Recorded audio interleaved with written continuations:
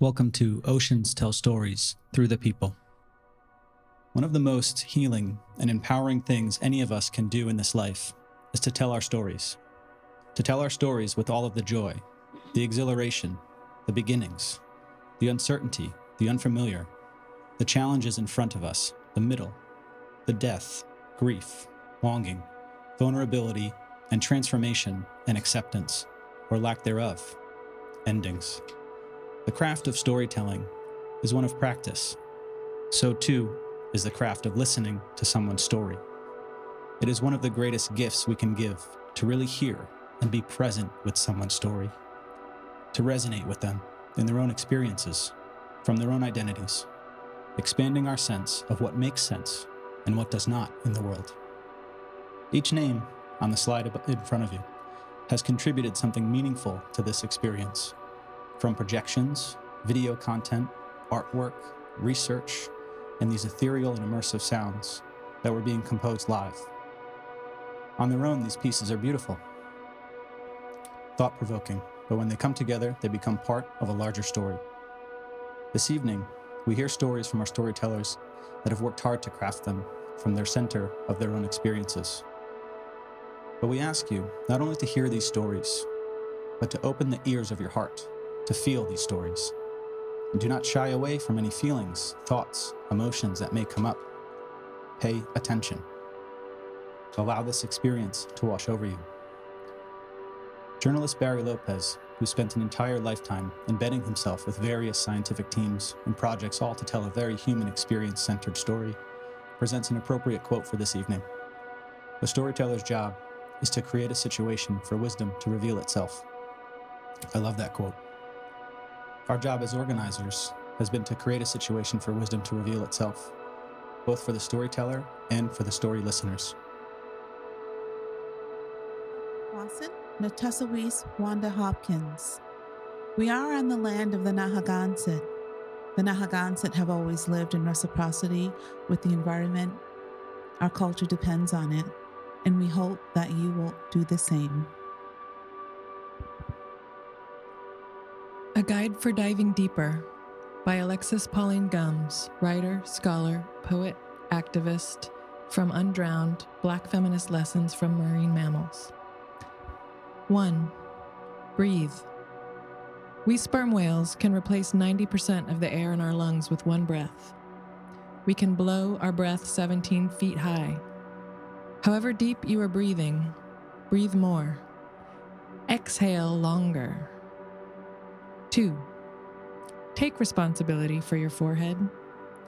We, for example, have a head full of wax we can solidify like a weight to go deeper.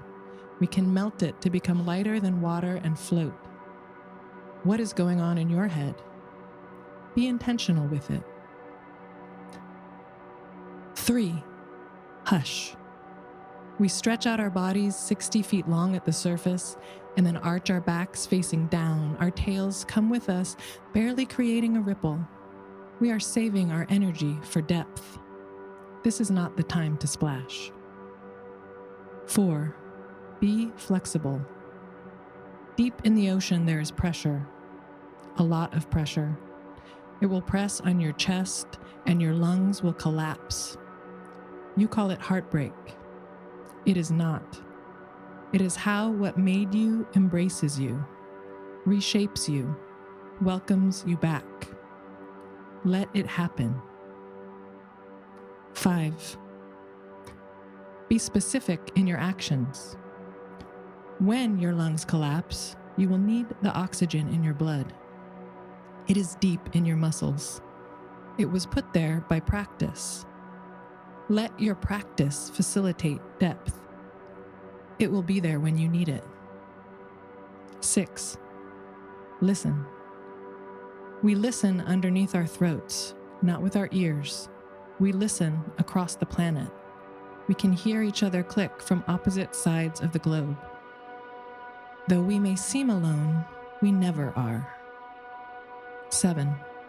Come back. You will know when it has been enough time in the deep. It can vary. Attune to your need. Account for your nourishment. Direct your thoughts. melt them down, make them light, and return.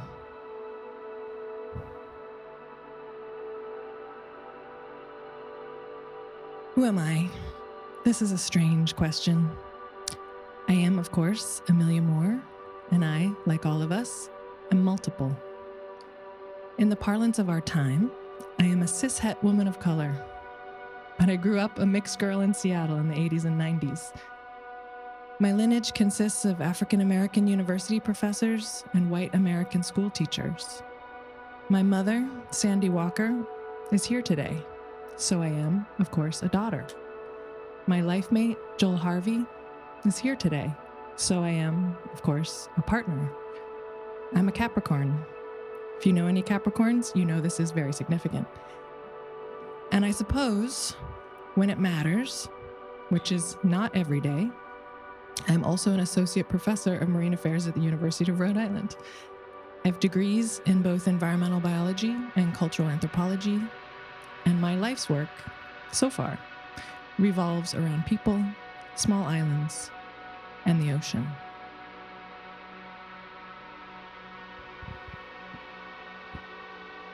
Who am I?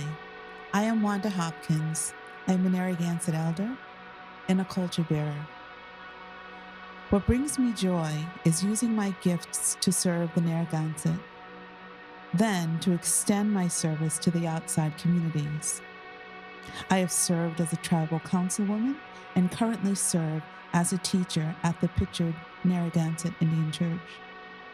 I am a member of 2 Native American advisory committees, one at Tamaqua Museum and one here at the University of Rhode Island.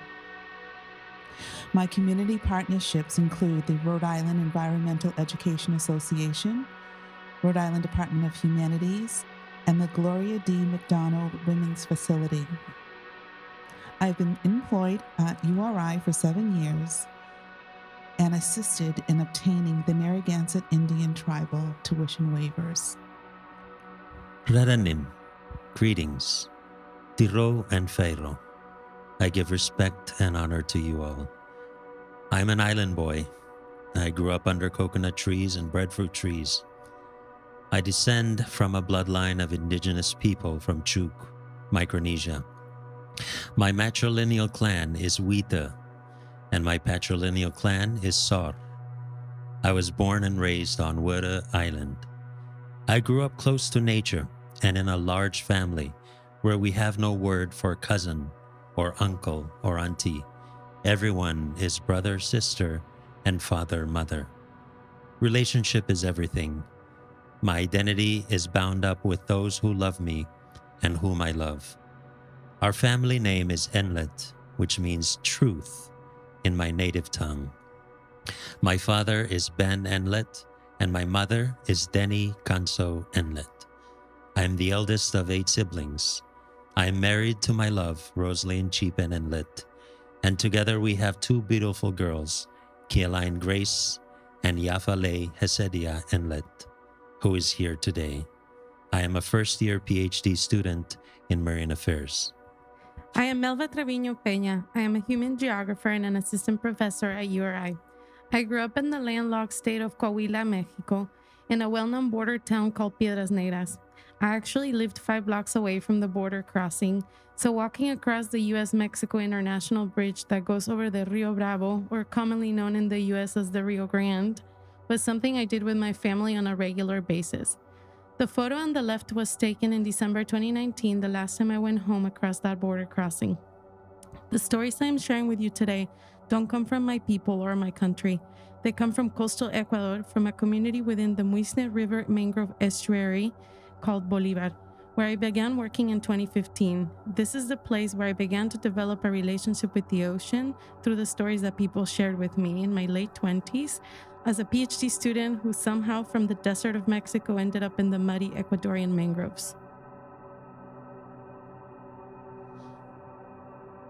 This is a picture of my mother. She's a cancer survivor. The poem that I wrote to honor her represents a day that we spent at the ocean, healing. Many Narragansett people go to the ocean to receive healing, and we are thankful for the ocean and the gifts that it gives us. The day my mother taught me strength. Ancestors observe our sandy imprints. They laugh. Together we walk towards sound. Waves crash. Sun-baked boulders beckoning us. Cradle boards. Skin to stone, silently lying. Pebbles rattle. Indigenous time. Drums in strength. Clouds dance. Winged relatives unite in song. Welcome home.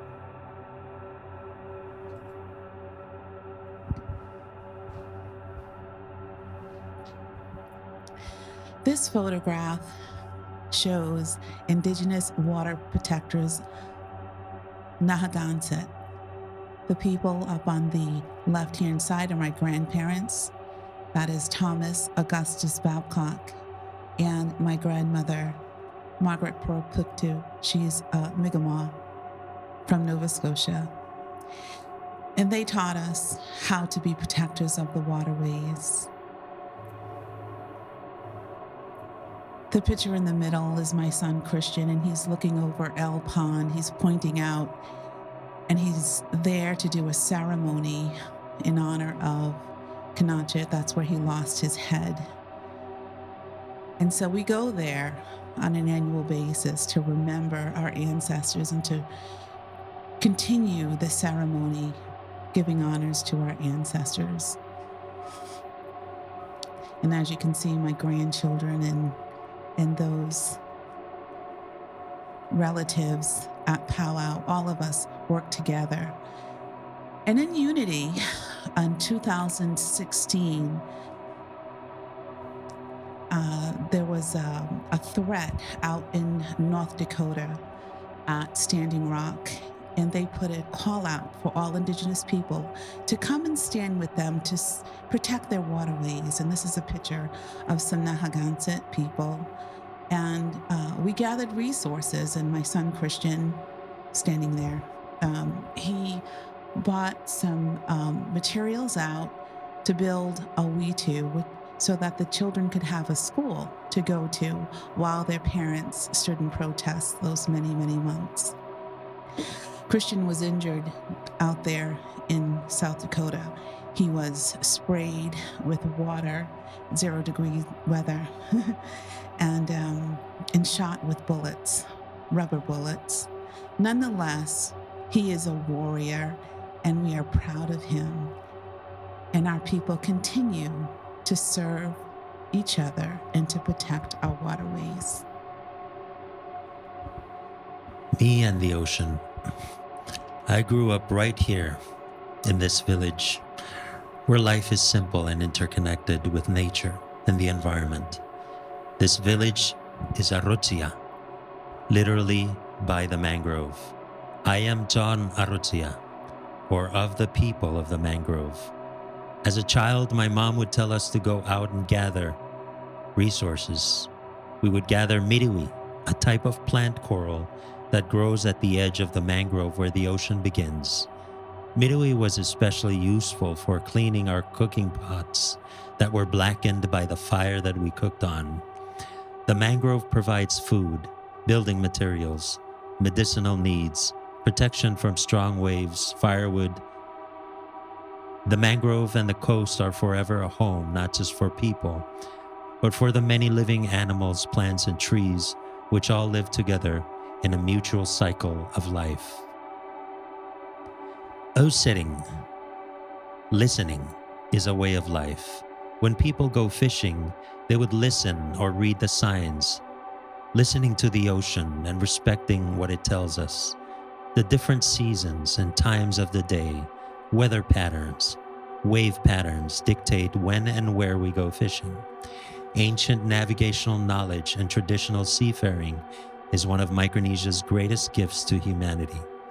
The ability to predict the weather, to navigate long distances across the vast ocean with exacting accuracy by the use of stars, wave and current patterns, wind direction, all without reliance on modern technology. This is how one listens. Navigators would often stand on the shore and look into the sunset to study it and be able to tell what the next day's weather will bring and determine if it was the right time to voyage or fish. Listening is a way of life. Sharing is a way of life. It is instilled in us from birth that relationships and compassion for others is life, and that all of life is a collective journey. Giving is valued much more than taking. We all look out for each other. Literally, we were raised by the village, especially by our mothers and aunts, because we are a matrilineal society. Women play a central role where property, land, and even titles are passed down through the women. After the fishers come back from a day's fishing journey, all of the catch is divided up and shared with all families in the village. No one goes hungry, and sharing food is a sign of love. When a person dies in Chuk, the extended lineage or clan executes a mechen, which is a period when the family's coastal lands, including the adjacent ocean, is off limits to fishing. It is a sign of mourning and letting the land rest and restore itself. We all knew that after a few months, the closure is opened once again with celebration, and when we go to the reef, it is teeming with abundance, because life is literally a cycle. The ocean is not other, it is us.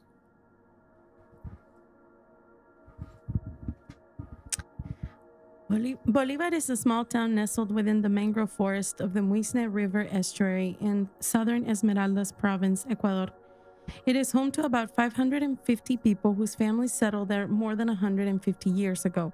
It was a highly remote community until a dirt road connecting the town to the highway was built through the mangrove forests in 2006. Like numerous communities along the mangrove forests of coastal Ecuador, Bolivar is a rural community where there has historically been little to no livelihood opportunities. People have lived off the land through small-scale farming and the mangrove forest for generations. In these photos, I'm showing myself in the mangroves. I'm very fortunate that this community welcomed me to work there, even though I'm an outsider gringuita, as they like to call me, which means little American girl, even though I'm actually Mexican-American, a concept they weren't familiar with. The photos here are of me first going to the mangroves in 2016 and the last time I went in 2019. We are the users of the mangrove. From it we receive life. We gather cockles to survive. This is what one of the cockle gatherers or concheros I know told me about their relationships to the mangrove forests. The mangroves have provided a source of nutrition for the community for generations. Traditionally, women and children entered these spaces to gather resources they could feed their households with, such as crabs, shrimp, periwinkles, mussels, and cockles. Like Bolivar, the mangrove communities of southern Esmeraldas are a people of mixed indigenous and African descent. They are racially, ethnically, and culturally unique to other mangrove communities in other parts of the country. However, all mangrove communities in Ecuador believe that they are a unified pueblo, a people, connected through the mangrove ecosystem. Collectively, they self-identify as the ancestral peoples of the mangrove ecosystem. Mangrove cockles have been a dietary staple of mangrove communities in Ecuador for generations. However, the species gained gastronomic popularity in the 1980s in areas beyond the coast. Today, you can find mangrove cockles from the coast, or locally known as concha negra, in markets and restaurants in La Sierra, the Andes, and the Amazon. For women whose households had relied on this product as a source of subsistence, gathering and commercializing mangrove cockles became a source of income too. As a woman cockle gatherer, a conchera, told me, the mangrove is the source of employment to us and a source of life, because without the mangrove we can't eat or we can't buy whatever our children need. Everything depends on the mangrove.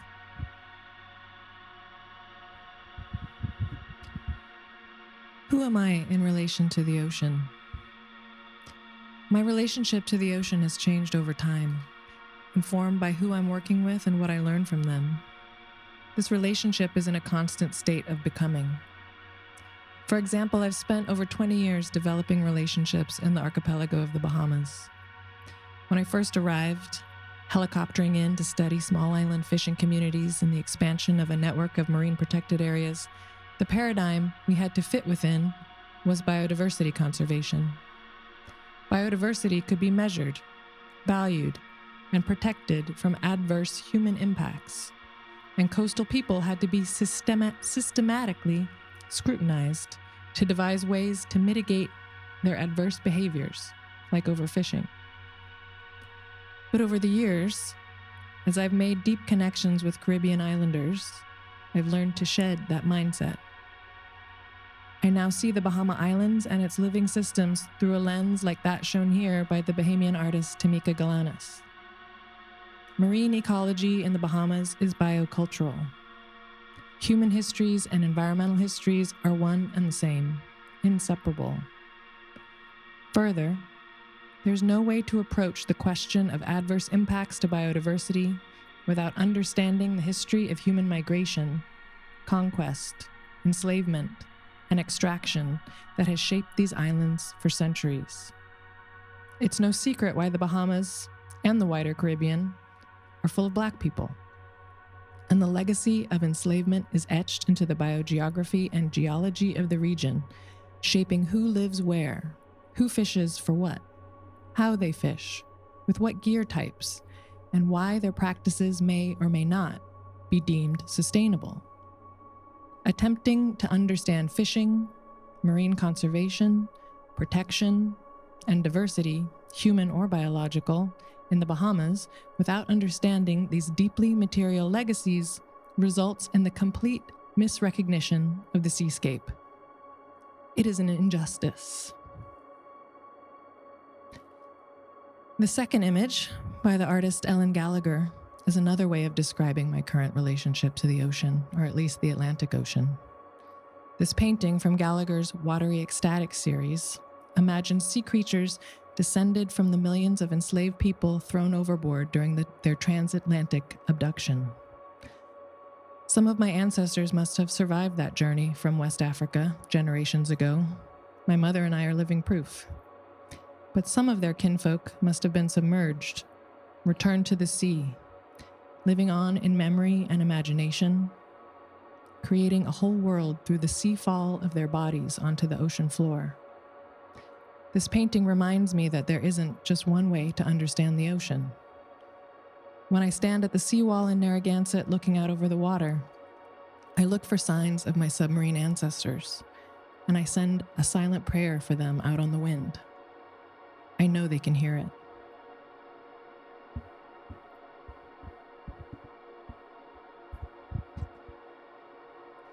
This brief reflection emerges from the very stories I've heard from concheros and concheras. I've taken their words to summarize how they feel about the mangrove. El manglar es vida, the mangrove is life. The mangrove represents our life and that of our children, or of the future we have in front of us. The mangrove has life. It gives you strength and energy. We return that life with care. We enter it with love, because love is what makes us take care of things. In the mangrove, I feel like I am at home. I come and I go as I enter and leave my house. I feel such tranquility there. It's where I feel free. That is why the mangrove is my life, my everything. The moment we enter it, it's like finding our mother. You can go carrying all these problems and the mangrove hugs you. It takes away your hunger and thirst. It takes away your anxiety. Because we see the immensity of the mangrove, we have faith and certainty that it will help resolve the problems we are carrying with us. In the mangrove, I see my father, my mother, my family, my ancestors. I will always be a part of the mangrove. Despite the local value and the significance of mangrove forests to the local community, these ecosystems have historically been deemed as wastelands, unusable, and unfit for economic development by outsiders.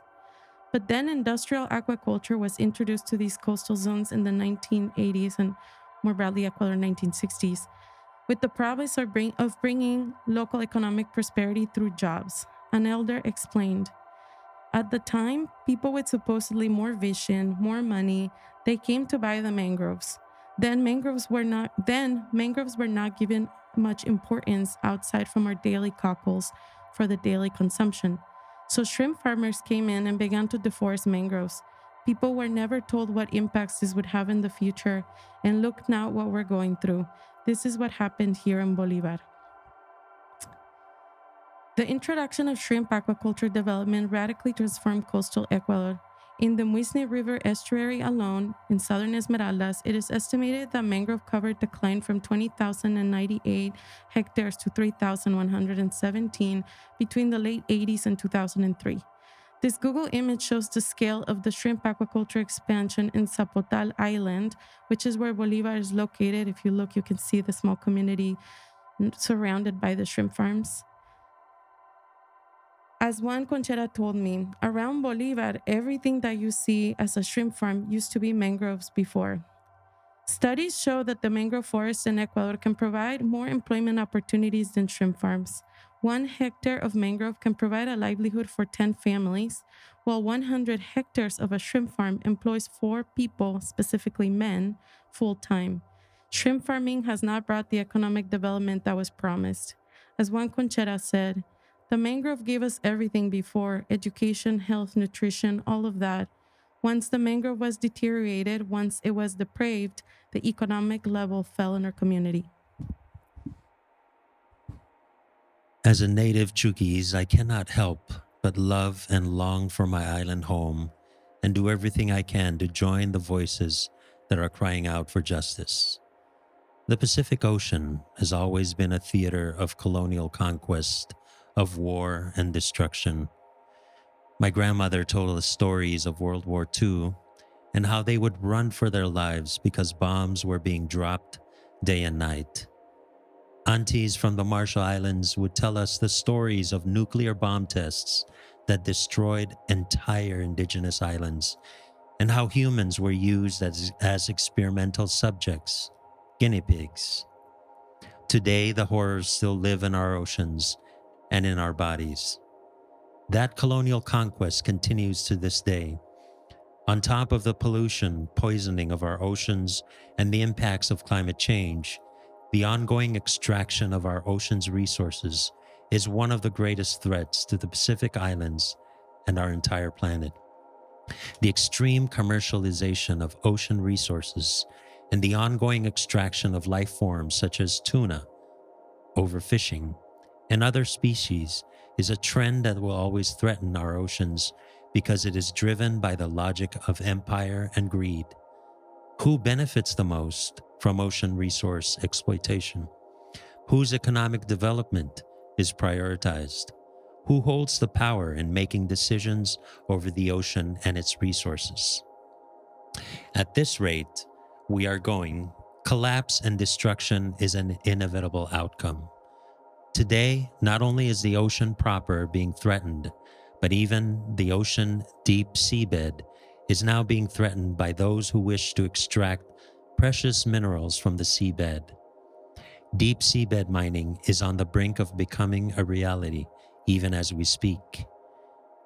Life forms in the deep who are not heard, who are not seen, whose homes are now being threatened. How can they speak up for themselves?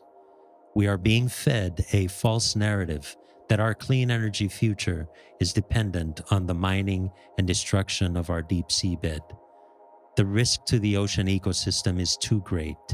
The promise of financial gain is too speculative and heavily favors large corporate interests over community and indigenous interests. There are alternate materials and processes that are safer and less destructive. We've been here before. It starts with the false narratives and always ends up in destruction. Having served my people for many years, I've decided that I will come here to URI right now, studying and learning near the sacred Narragansett in order to be a better advocate for my people. It is my burden. As a first-year Marine Affairs Ph.D. student, I'm researching how our traditional values and indigenous wisdom as stewards and custodians of the Pacific Oceans can counter the logic of empire and greed, so that a more compassionate, listening, sharing way of life can help to conserve and restore life to our oceans and in turn save our planet. Our elders have passed on thousands of years of oral history and data collection and relationship-based science that is key to saving our oceans. This is a picture of my son and I doing community work in Cranston, Rhode Island, around the Mashapaug Pond. The tiles behind us were created by elementary school students. What motivated us to be there was it was an opportunity to speak to the next generation, to let them know that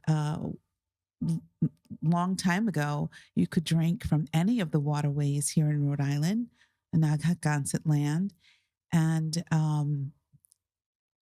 by working together, we could try to put some of those things back together.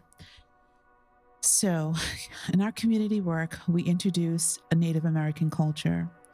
The Narragansett are indigenous to Rhode Island, and as such, we are the keepers of the land. Each class began with us gathering in a circle to connect with one another.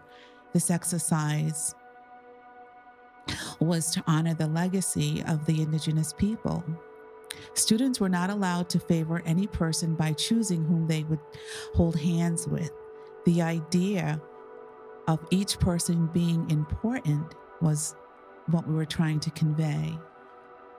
Students were taught to say hello in the Narragansett language, Asko Wakwasan, because we understand that the ancestors love to hear us speaking our language and sharing it with others. They were asked to speak directly to the person next to themselves and acknowledge their being as someone who could add a positive change to the environment. Students were reminded at circle time that people can be good or bad medicine. This medicine could either heal or hurt our community. We began and ended each session in a circle to express the connections humans have with each other, the community, and the environment.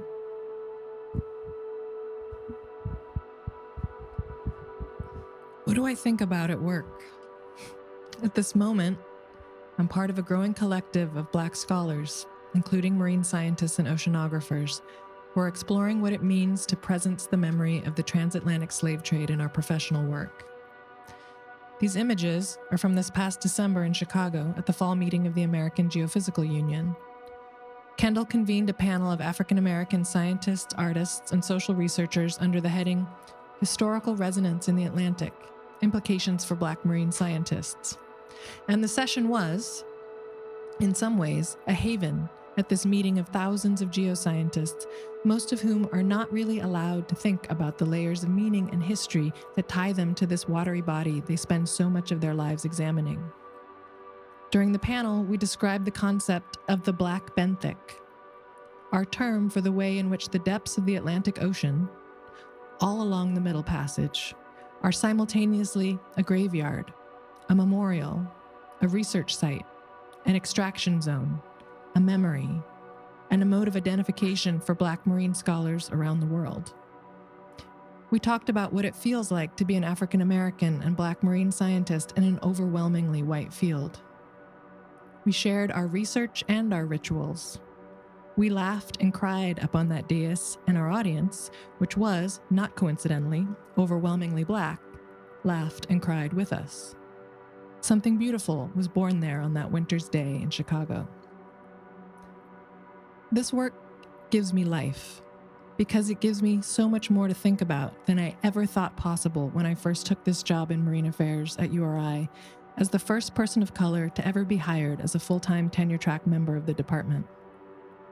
But my concern is that we are still teaching and studying the ocean from one dominant technocratic perspective that obscures and erases other voices in the name of truth and rigor.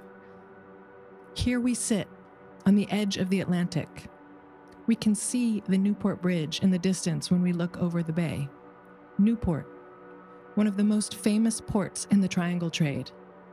And we don't address that in our labs, in our classes, in our research questions, in our recruitment and retention plans for students and faculty. We pretend that history, that resonance, doesn't matter here. We pretend that we know better. This willful ignorance is crushing. It is stifling. It is deadly. We can do better than that. Acknowledging the black benthic is but one step we can take.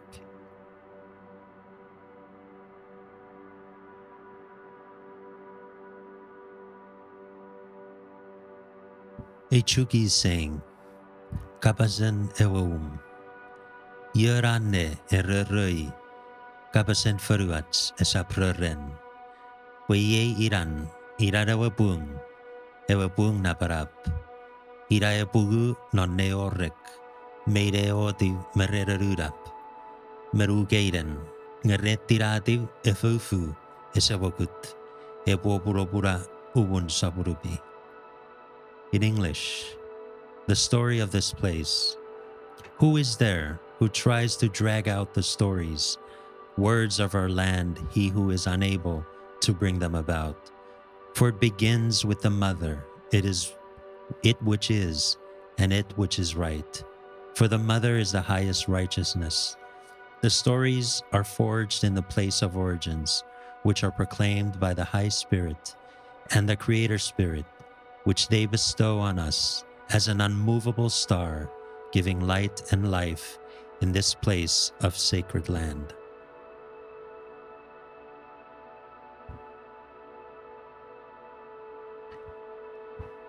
What are the people saying? They say that we are small and insignificant. They say that we need to be developed, to be civilized, to be educated. They say that we need them to teach us science. They say that we are isolated and have very little to go on. They say that they have the answers. They say that we need them and that we need to economize the blue ocean. But we say, we the people of Micronesia exercise our inherent sovereignty. We affirm our common wish to live together in peace and harmony, to preserve the heritage of the past, and to protect the promise of the future.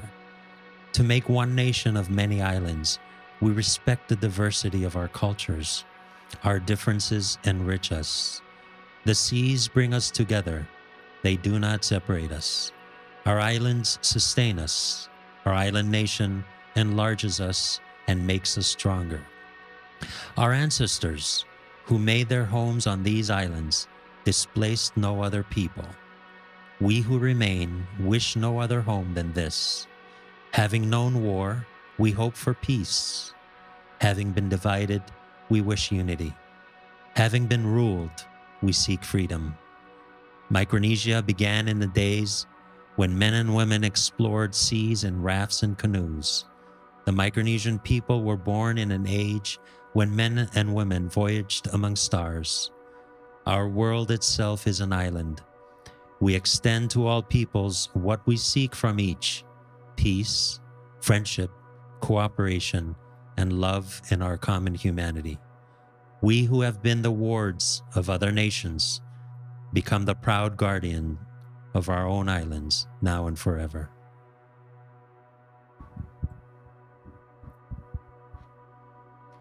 Our story begins and ends by our sacred waterways. We are the people of the small point. One day, Western science will catch up with our knowledge.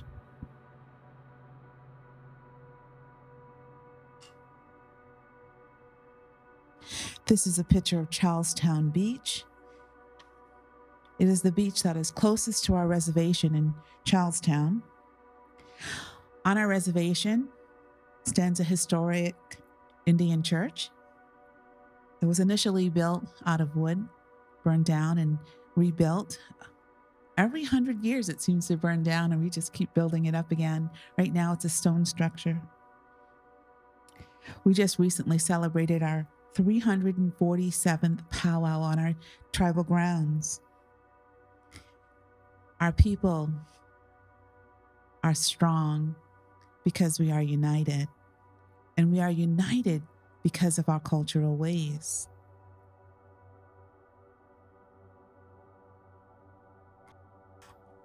After our annual August meeting or powwow, we gather at Charlestown Beach for sunrise service. We call it Wash Day. It's a day when we wash away all of the animosity, anger, or bitterness that we have towards any other Narragansett person. This is a picture of my mother, who is 83 years old, coming out of that ocean, and my son handing her a towel. You can see baby in mom's arms there. Wash day is sacred to us. Here's a picture of a little one sitting on the sand, looking out into the ocean. And it's our hope that our traditions and our culture will still be able to be celebrated by our future generations. As you can see in the back there's some houses that are built up along the beach, and some of the beach we can't even go to anymore because of the restrictions that are there. So what we want people to know is that we are still here, that we matter, and that our cultural existence is tied to this land, that our future depends on others respecting our ancient ways and respecting that this earth, this ocean, our humanity are all gifts that we should treasure.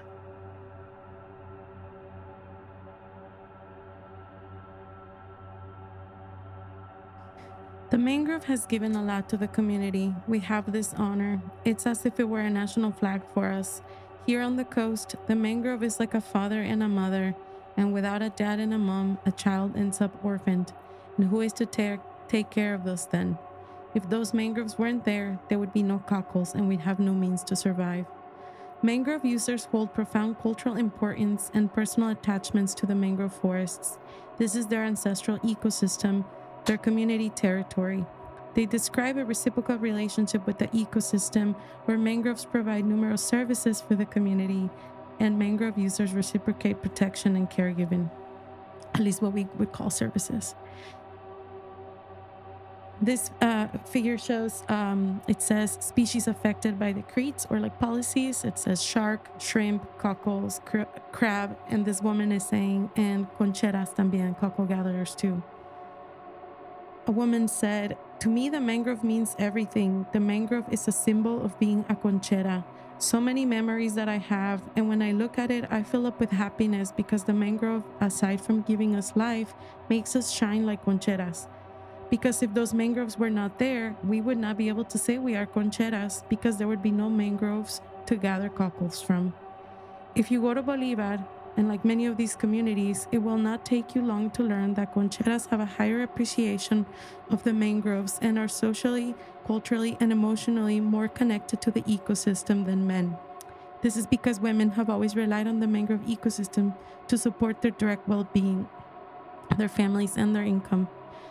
Therefore, while the entire community has felt the impacts and the loss of mangrove forests, women have been the most affected. The ocean tells stories through people. Who the people we choose to listen to are matters. The perspectives of the rural forgotten pueblos or peoples of coastal Ecuador were completely undermined when the mangrove forests began to be transformed into shrimp ponds. To this day, their voices are ignored when they protest prohibitive mangrove access regimes in the name of conservation. What do these stories mean for us in these spaces, in the United States especially, us academics, scholars, researchers, decision makers? We have the power to choose who we listen to and whose voices we center in our work. Learning to listen to the voices of people who have historically been on the margins, whose stories are not mainstream, is imperative if we want to minimize unintended consequences imposed on the human populations that rely on coastal ecosystems for their livelihood, survival, and cultural integrity. I am forever grateful to the people of Bolivar who taught me about the mangroves, who shared their stories with me and their love for the mangroves. It led me to develop a relationship with these ecosystems too, and to share these stories with you today. Back to our guide, Alexis Pauline Gums, and a guide to undrowning. Please don't feel like you need to read this. To follow along, feel free to close your eyes and listen, unless you need to read to follow along. What is the scale of breathing? You put your hand on your individual chest as it rises and falters all day. But is that the scale of breathing? You share air and chemical exchange with everyone in the room, everyone you pass by today. Is the scale of breathing within one species? All animals participate in this exchange of release for continued life, but not without the plants. The plants in their inverse process release what we need, take what we give without being asked. And the planet, wrapped in ocean breathing, breathing into sky. What is the scale of breathing? You are part of it now. You are not alone. And if the scale of breathing is collective, beyond species and sentience, so is the impact of drowning. The massive drowning, yet unfinished, where the distance of the ocean meant that people could become property, that life could be for sale. I am talking about the Middle Passage and everyone who drowned and everyone who continued breathing. But I am troubling the distinction between the two. I am saying that those who survived in the underbellies of boats, under each other and under unbreathable circumstances, are the undrowned. And their breathing is not separate from the drowning of their kin and fellow captives. Their breathing is not separate from the breathing of the ocean. Their breathing is not separate from the sharp exhale of hunted whales, their kindred also. Their breathing did not make them individual survivors. It made a context, the context of undrowning. Breathing in unbreathable circumstances is what we do every day in the chokehold of racial, gendered, ableist capitalism. We are still undrowning.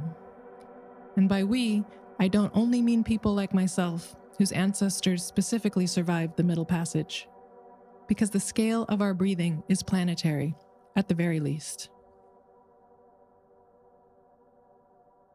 Are you still breathing? This is an offering towards our evolution, towards the possibility that instead of continuing the trajectory of slavery, entrapment, separation, and domination, and making our atmosphere unbreathable, we might instead practice another way to breathe. I don't know what that will look like, but I do know that our marine mammal kindred are amazing at not drowning. So I call on them as teachers, mentors, guides, and I call on you all as breathing kindred souls. May we evolve.